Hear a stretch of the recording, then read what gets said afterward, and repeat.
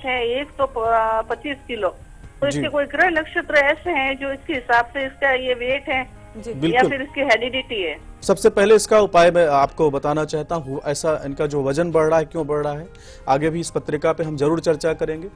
जैसा कि इनकी पत्रिका का हमने विवेचन किया, समझना होगा 7वें भाव के स्वामी गुरु हैं और इनकी पत्रिका में 10वें भाव के स्वामी गुरु है। गुरु चांडाल दोष लगा है। कहते हैं जिनकी पत्रिका में गुरु खराब हो जाते हैं, ऐसे जातकों के जीवन में क्या देखते हैं, राहु का विकार बन जाता है। राहु जी क्या करते हैं, धुआं के कारक है। राहु जी क्या होता है, हवा के कारक है। तो आपको आपके बच्चे की पत्रिका में जो गुरु चांडाल दोष लगा है, उसका उपाय इमीडिएट कर लेना चाहिए, ताकि आपके बच्चे के जीवन में जो व्याधि का, समस्याओं का योग बन रहा है, वह समाप्त हो जाए। दूसरा चीज मैं समझाना चाहता हूं, जैसा कि इनकी पत्रिका का विवेचन किया है, 10वें भाव के अंदर शनि मंगल दोनों विराजमान है। जिनकी पत्रिका में शनि मंगल एक भाव के अंदर विराजमान होते हैं, ऐसे जातकों के जीवन में क्या देखा गया है, व्याधि का, कुछ परेशानी का योग बन सकता है। उसके लिए महाकाल पूजन होता है, करना चाहिए। भगवान शिव के मंदिर में जाकर के, अगर कोई वहां पर पीपल का वृक्ष हो, भगवान शिव के मंदिर में, शनि जी के मंदिर में तो आपने जरूर पीपल वृक्ष की पूजन किया होगा, लेकिन भगवान शिव के मंदिर में कोई पीपल का वृक्ष है और साथ में नीम का वृक्ष है, ऐसे वृक्ष के अंदर भगवान शिव का ध्यान करने से, भगवान शिव का पूजन करने से शास्त्र में बताया गया है कि जो शरीर के अंदर व्याधि का योग होता है वो समाप्त हो जाता है। जी आचार्य जी, आज हम बात कर रहे हैं उन दंपतियों के बारे में जो अभी तक संतान सुख से वंचित हैं। जी। और अभी आप बता भी रहे थे कि कुंडली में कौन कौन से भाव होते हैं जिसकी वजह से ये जो सुख है प्राप्त नहीं हो पाता है। पर क्या ये भी मुमकिन है कि क्या अगर पति की कुंडली में अगर वो सारी स्थितियां सही हैं और पत्नी की कुंडली में अगर कुंडली में कोई ग्रहीय दोष है, क्या ये भी एक वजह बन जाती है कि संतान सुख से वंचित रह जाता है परिवार? बिल्कुल बिल्कुल कंचन जी, हमने तो जो चर्चा किया है जी, हमने कर्म को प्रधान माना है। ज्योतिष क्या है, ज्योतिष को आपको समझना होगा मेरे भाई बहन। ज्योतिष आपके कर्म का फल आपको बताता है। गोस्वामी जी ने क्या कहा, कर्म अधीन विश्व करी राखा, जो जस करें सो तस फल चाखा। कहने का तात्पर्य है, अगर आपके जीवन में आज वैसे भी गुरु पूर्णिमा है, हमारे जितने दर्शक हैं उनके जीवन में हमारी तरफ से बहुत शुभकामना है। माता रानी की कृपा से उनके जीवन में अच्छी सफलता का, समृद्धि का योग आए। मैं आपको समझाना चाहता हूं कि अगर आपकी पत्रिका के अंदर संतान योग नहीं बन पा रहा है, तो इसमें क्या है, एक व्यक्ति का प्रारब्ध नहीं होता। अगर एक व्यक्ति का प्रारब्ध अच्छा चल रहा है, दूसरे व्यक्ति का प्रारब्ध खराब भी है, फिर भी संतान का योग बन जाता है। लेकिन वहां पर विवेचन करना बहुत आवश्यक है कि जिनकी पत्रिका के अंदर पंचमेश पीड़ित हो गया, तो पंचमेश पीड़ित हुआ तो एक व्यक्ति का प्रारब्ध नहीं लगेगा जी। आपने खेत खरीद लिया है, समझाना चाहता हूं, और वह खेत उपजाऊ नहीं है, तो आपका प्रारब्ध खराब है, तभी तो ऐसे खेत का योग आपके जीवन में बना ना। तो आप तमाम दर्शकों को समझाना चाहता हूं कि अगर आपके जीवन में संतान योग नहीं बन पा रहा है, कई बार क्या होता है, पुरुष आके बोलते हैं, गुरुजी हमारे पत्नी के माध्यम से संतान योग नहीं बन पा रहा है जी। हमारी पत्नी की पत्रिका में ऐसे कुछ दोष हैं जिससे हमें संतान की वृद्धि नहीं हो पा रही है, क्या हम दूसरा विवाह कर सकते हैं? नहीं मेरे भाई बहन, आपके जीवन में अगर सफलता का योग नहीं बन पा रहा है और आपके जीवन में, गोस्वामी जी ने क्या कहा, काहु न को सुख दुख कर दाता, निज निज कर्म भोग सब ढाता। अच्छा गुरु वह होता है जो आपको सच्चाई से अवगत कराए। अगर आपका प्रारब्ध खराब है तो उसको आपको ठीक करना होगा। अपने जितने शास्त्रों के अंदर 4 चीजों का विवेचन किया है, 5वीं चीज बताया नहीं। पहली चीज क्या बताया है, आपके कर्म बहुत साक्षी होते हैं, अच्छे उत्तम। अगर संतान की प्राप्ति करना है तो आपके कर्म को देखना होगा। दूसरा, आपका धर्म कैसा है, आपने धर्म कितना किया है। तीसरा, आपके जो संस्कार है, संस्कार में आता है पूर्वजों की सेवा आपने कितना किया है। और चौथे में स्वयं का भाग्य आता है। 4 चीजों का विवेचन शास्त्र के माध्यम से अगर अच्छी संतान को आप प्राप्त करना चाहते हैं, हमारे जो दर्शक है, जो देखते हैं, जिनके जीवन में संतान की प्राप्ति नहीं हो पा रही है, इन 4 चीजों को ध्यान से देखना होगा कि आप कैसा कर्म कर रहे हैं। आप कई बार होता है ना कि आपके जीवन में अपार धन संपत्ति का योग है, लेकिन आप यज्ञ नहीं कर पाते हैं। आप यज्ञ का मतलब क्या होता है मेरे भाई बहन? यज्ञ का मतलब होता है कि अपने संपत्तियों का विग्रह कर देना, अपने सुख सुविधाओं का विग्रह कर देना, बांट देना, गरीबों की मदद करना, हेल्प करना, यही शास्त्र के हिसाब से यज्ञ है। ऐसा नहीं है कि आपने हवन कुंड जला करके स्वाहा स्वाहा कर दिया और वह यज्ञ आपके जीवन में अच्छी सफलता का योग बन जाए, अच्छे संतान का योग बनाए, ऐसा नहीं है। उसका फल तो आपको उस संस्कार के माध्यम से आपको प्राप्त होगा। लेकिन अगर आपके जीवन में धर्म, अर्थ, काम और मोक्ष को प्राप्त करना चाहते हैं तो आपको क्या करना है? अपने संस्कार को ठीक करना है, अपने कर्म को ठीक करना है और अपने धर्म को ठीक करना है। बाद में आपके भाग्य को ठीक करना है। ज्योतिष क्या कहता है? अगर डायरेक्ट आप ज्योतिष के पास पहुंच गए हैं तो आप सोचिए, आजकल क्या करते हैं हमारे जो दर्शक हैं, हजारों फोन आ जाते हैं, गुरुजी हमारा भाग्य कैसा है, हमें ऐसा नहीं हो रहा। भैया आप क्या करते हैं? अपने माता पिता का सम्मान करते हैं क्या? अपने गुरु का सम्मान करते हैं क्या? गुरुजी हमारे पिता से हमारी 10 साल से बात नहीं होती। आपका भाग्य कैसे उत्तम हो सकता है मेरे भाई बहन? अगर आपके अच्छे भाग्य का योग बनाना चाहते हैं, भाग्यवान योग बनाना चाहते हैं, तो सबसे पहले अपने माता पिता गुरु का सम्मान करना होगा। आपके संस्कार को आपको समझना होगा। जैसे आप समझ जाते हैं, और इस कार्यक्रम के माध्यम से हमारे जो दर्शक है बोलते हैं ना कि हमारी पत्नी की पत्रिका में दोष है जिसके कारण हमें संतान का योग नहीं बन पा रहा है। नहीं, ऐसा बिल्कुल नहीं है। प्रारब्ध दोनों का जब एक होता है, जब 16 सप्तपदी होती है, तो सप्तपदी के अंदर तीसरे भाव के अंदर ऐसी चर्चा होती है कि अगर हमारे द्वारा कोई ऐसे संस्कार होंगे जिससे हमारे जीवन में सफलता का योग बने, तो उसको समझना होगा कि अगर आप अपने संस्कारों को अच्छा कर लेते हैं तो पति पत्नी दोनों के माध्यम से संतान वृद्धि का योग बनता है। दोनों मिलकर के यज्ञ करें, दोनों मिलकर के अपने संस्कार को सुधारें, दोनों मिलकर अपने कर्म को सुधारें, संतान का योग बन जाएगा। बिल्कुल, तो प्रारब्ध भोगना पड़ता है, ये तो अब आप सब जान ही चुके हैं। और ऐसे में महा उपाय है जो आपकी मदद करेगा संतान सुख प्राप्ति के लिए। अजमेर से हमारे साथ एक कॉलर जुड़ी हैं, उनसे हम बात करेंगे। जी स्वागत है आपका शो में। तारा नाम है इनका। नमस्कार जी। नमस्ते। जय माता दी। जी मैं अपने बारे में जानना चाहती हूँ। जी बताएं जन्म की तारीख। जी 15 सितंबर 1988। जी समय रात का 10:30 बजे। जी और स्थान है नडियाद, गुजरात। जी क्या जानना चाहते हैं? जी मैं ये जानना चाहती हूँ कि मेरी शादी को 7 साल हो गए और मैं 1 साल से अपने माँ बाप के घर रह रही हूँ, तो क्या मेरे पति का मेरा तलाक हो जाएगा? और मेरे अभी तक बच्चे भी नहीं हुए, तो बच्चे का योग कब तक है? जी। और क्या मेरा तलाक होगा या नहीं होगा, या फिर क्या मेरी दूसरी शादी होगी? जी बिल्कुल, बहुत ही पीड़ादायक प्रश्न आपने किया है। आपके जीवन में जो पीड़ा है उसके लिए महारानी से आग्रह करूंगा, प्रार्थना करूंगा कि आपके जीवन में सफलता का योग बने। जैसा कि आपकी पत्रिका का हमने विवेचन किया है, आपका तलाक योग नहीं हो पाएगा, क्योंकि पंचम के माध्यम से आपके जीवन में जो परेशानी का, पीड़ा का योग बना है वह जरूर समाप्त होगा, क्योंकि आपके विवाह 7वें भाव पर गुरु की दृष्टि जा रही है। ऐसी मान्यता है शास्त्रों के अंदर, जिस घर को गुरु देखते हैं वह घर कभी उजड़ता नहीं है। लग्न के अंदर गुरु महाराज जी विराजमान है आपकी पत्रिका में और 7वें भाव को देख रहे हैं, तो क्या होगा? आपका गृहस्थ जीवन जरूर बचेगा। जैसा कि आपके पत्रिका का हमने विवेचन किया है, अभी ग्रहण काल समय चल रहा, 21 जनवरी तक का जो समय आपकी पत्रिका के अंदर बिल्कुल अच्छा नहीं है। आपको नारायण की उपासना करना चाहिए। ओम नमो भगवते वासुदेवाय। आज गुरु पूर्णिमा है, इस मंत्र का जाप करना प्रारंभ कर दीजिए, आपके जीवन में सफलता का योग जरूर बन जाएगा। जी हाँ, और हम अच्छे कर्म करते हैं, अच्छे संस्कारों को प्राप्त करते हैं, ये तभी होते हैं जब हमें गुरु सही मार्गदर्शन देते हैं, हम ज्ञान अर्जित करते हैं। ऐसे में आचार्य जी, अभी आपने बताया कि कर्मों का भी पूरा लेखा जोखा हमें भोगना ही पड़ता है।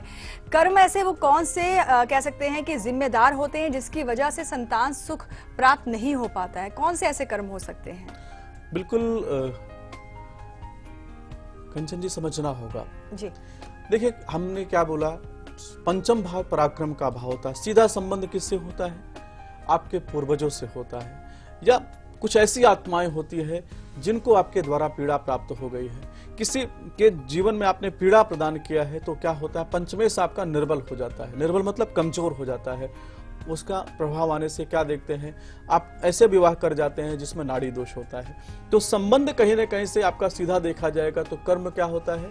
जब अपने पूर्वजों का सम्मान नहीं करते, जब अपने पूर्वजों का तर्पण नहीं करते, क्योंकि बोला गया है, गरुड़ पुराण के अंदर ऐसा बताया गया है कि जो जातक अपने पूर्वजों का तर्पण नहीं करते, पिंडदान नहीं करते, यज्ञ नहीं करते, या उनके मोक्ष के लिए कोई बड़ा अनुष्ठान नहीं करते, उनके जीवन में वंश वृद्धि का योग समाप्त हो जाता है, या उनके वंशज, आप क्या हमारे ऐसे दर्शकों को समझाना चाहता हूं, कई बार आपके जीवन में संतान का योग बन भी जाता है, लेकिन पितृदोष के कारण क्या देखते हैं, अचानक बड़ी दुर्घटना का योग बन जाता है। समझना होगा, अपने पूर्वजों को संतुष्ट करिए, क्योंकि संतान उत्पत्ति क्यों की जाती है? इसलिए की जाती है कि जिस ऋषि के हम संतान हैं, जिस ऋषि के द्वारा हम शाखा हैं, उनके लिए हम पूजा करते हैं, यज्ञ करते हैं। हम क्या करते हैं? हमने उस किस गोत्र के अंदर हमारा जन्म हुआ है, उस गोत्र का नाम इसलिए लिया जाता है कि हमारे उस ऋषि के लिए हम कुछ यज्ञ करें, उसका दशांश हमारे ऋषि को प्राप्त हो, या हमारे गोत्र के जो स्वामी उनको प्राप्त हो, हमारे पूर्वजों को प्राप्त हो। हमारे पूर्वज भी क्या करते हैं, जिस दिन अमावस्या की तिथि आती है बड़ा मुस्कुरा करके, प्रसन्न होकर के, ऐसा उनके मन में विचार आता है कि आज हमारी संतान, हमारे जो पुत्र पौत्र आदि हैं, हमारे लिए यज्ञ तप यज्ञ तर्पण करने वाले हैं। लेकिन हम तर्पण नहीं करते, यज्ञ नहीं करते, तो हमारे जो पूर्वज हमसे रुष्ट होकर के हमारे जीवन में संतान में रुकावट का युग बना देते हैं। दूसरा प्रभाव बताया गया है, जब किसी के धन संपत्ति का हमने चोरी कर लिया, हमारे ऐसे दर्शक होते हैं ना, इकट्ठा करते हैं, बड़े बड़े घोटाले कर जाते हैं, चलो इकट्ठा करो, और उसके बाद क्या होता है, उसमें हजारों करोड़ों लोगों की जो आशाएं होती है, आस्थाएं होती है, वो जो उसका हरण कर देते हैं, तो हमारा पंचमेश पीड़ित हो जाता है।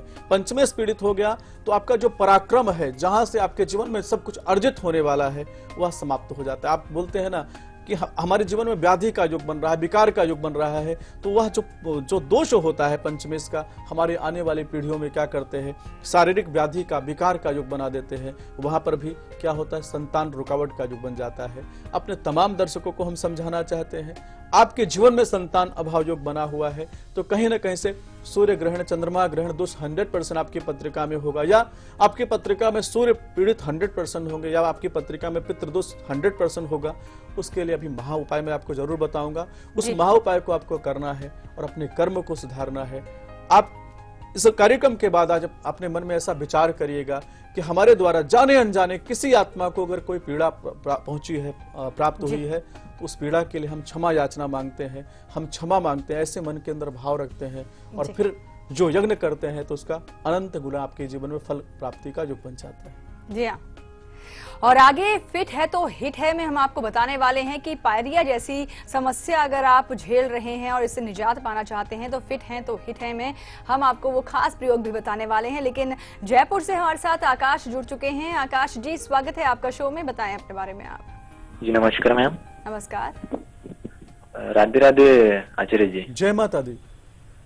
हाँ, मैं अपने बारे में जानना चाहता हूँ। जी बताएं। मेरी पढ़ाई रुक सी गई है और मेरे को आगे कौन से फील्ड में पढ़ाई कर सकूँ आगे में, जो मेरा करियर अच्छा कर सके, और मेरे करियर के बारे में बताइए थोड़ा। जी, डेट ऑफ बर्थ बताएं आप। जी 29 मई 1994। जी 1994। जी समय? रात को 8:15। जन्म स्थान? महाराष्ट्र, नागपुर। नागपुर। क्या कर रहे हैं अभी आप? अभी तो फिलहाल मेरी पढ़ाई रुक गई है। जी। क्या करते थे आप? 12th साइंस था।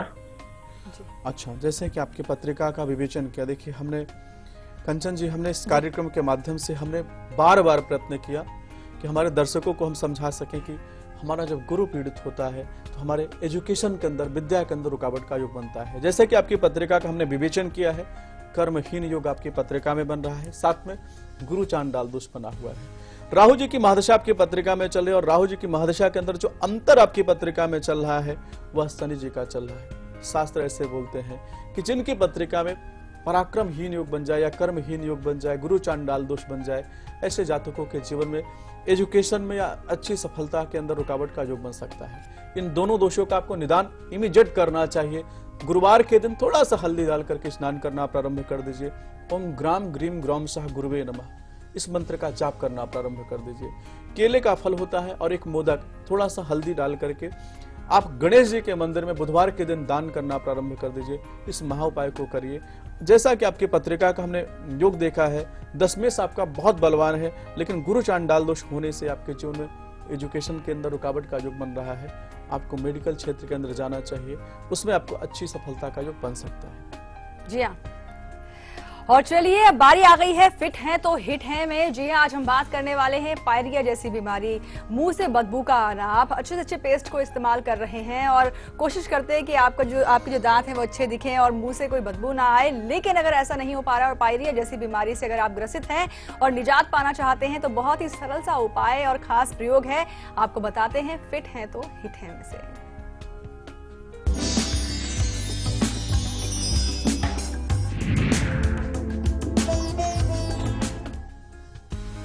बिल्कुल, हमारे जो दर्शक हैं समझना होगा कि मुंह के अंदर जो बदबू आती है क्यों आती है भैया। जिनकी पत्रिका में शुक्र पीड़ित होते हैं उनके शरीर से आप क्या देखते हैं, दुर्गंध का योग बन जाता है, मुख से विकार का योग बन जाता है। उसके लिए एक महा उपाय बता रहा हूं, इसको करिए, बहुत अच्छा लाभ होगा। शुक्रवार के दिन आपको देवी मंदिर के अंदर इत्र की एक शीशी लेना है, अच्छा इत्र ले, और एक अच्छा मीठा लगा हुआ पान देवी जी को भोग लगाते हैं। ऐसे शास्त्रों में मान्यता है कि जो मुख के अंदर विकार का योग बना है, पीड़ा का योग बना है, वह समाप्त हो जाएगा। इस महा उपाय को कम से कम 27 शुक्रवार के दिन आप कर दीजिएगा। तीसरे शुक्रवार से आपको ऐसा लगेगा कि जो आपके शरीर में विकार है वह धीरे धीरे समाप्त होता चला जा रहा है। और आगे हम आपको बताने वाले हैं कि आप सभी चाहते हैं कि वो दंपत्ति जो चाहते हैं कि जल्दी से उनके घर आंगन में एक नन्ना मुन्ना सा मेहमान आए, जिसकी किलकारियों से घर आंगन जो है वो गूंज उठे, तो महा उपाय है जो हम आपको आगे बताने वाले हैं। लेकिन महाराष्ट्र से हमारे साथ रानी जुड़ी हैं। रानी जी, स्वागत है आपका शो में, बताएं अपने बारे में आप। हेलो जी रानी जी, नमस्कार। नमस्कार। टीवी का वॉल्यूम। गुरु जी प्रणाम। जय माता दी। आज गुरु पूर्णिमा है, आपको शत प्रणाम। बहुत बहुत शुभकामना है आपको। टीवी का वॉल्यूम बंद कर लीजिए। बहन के बारे में पूछना है जी। 8-10-72 8-10-72 8-10-72 जी। जन्म का समय और 8:15 सुबह जी। बर्थ प्लेस पालघर महाराष्ट्र जी जी। और उसके ऊपर बहुत कर्जा है और वो हार्ट पेशेंट है, उसके शरीर के कैल्शियम भी खत्म हो गए, तो इन दोनों चीजों का प्लीज उपाय बताइए। बिल्कुल बिल्कुल, जैसा कि इनकी पत्रिका में देखिए लाभ भाव के स्वामी कौन है, सूर्य भगवान है, और सूर्य भगवान इनकी पत्रिका में 12वें घर के अंदर विराजमान है, इसलिए कर्जे का योग बना है। शुक्रवार के दिन गन्ने के रस से भगवान शिव का अर्चना करना चाहिए, अभिषेक करना चाहिए, और एक पूजन समाप्त होने के बाद कम से कम एक कमल पुष्प भगवान शिव को अर्पित करती हैं, तो विश्वास मानिएगा जो कर्जे का योग बना है वह धीरे धीरे समाप्त हो जाएगा। दूसरा कार्य करना है कि इनको एक उपाय बता दीजिए कि गुरुवार के दिन थोड़ा सा नमक डाल करके स्नान करते हैं तो अच्छी सफलता का योग जरूर बन जाएगा। जी हाँ, और बहुत ही संक्षेप में जाएंगे जानना आचार्य जी कि कौन सा वो महा उपाय है जिसे अपनाने के बाद संतान सुख मिल सकता है। बिल्कुल, शास्त्र में बताया गया है कि जिनके जीवन में संतान योग नहीं बन पा रहा है उनको नारायण जी का ध्यान करते हुए गौ माता की उपासना करना चाहिए। गौ माता की उपासना कैसे करना, खीर बना करके आप गौ माता के मंदिर में जाएं, एकादशी के उपाय को करना है जी। खीर जो है गौ माता को खिला करके कम से कम 7 परिक्रमा पति पत्नी दोनों को करना चाहिए। थोड़ा सा खीर बच जाए, उसका महाप्रसाद लेने से आपके जीवन में संतान योग जरूर बन जाए। बिल्कुल, तो चलिए इन्हीं खास जानकारियों के साथ शो में आज के लिए बस इतना ही। आचार्य जी बहुत बहुत शुक्रिया आपका। जय माता दी। हमें दीजिए इजाजत, नमस्कार।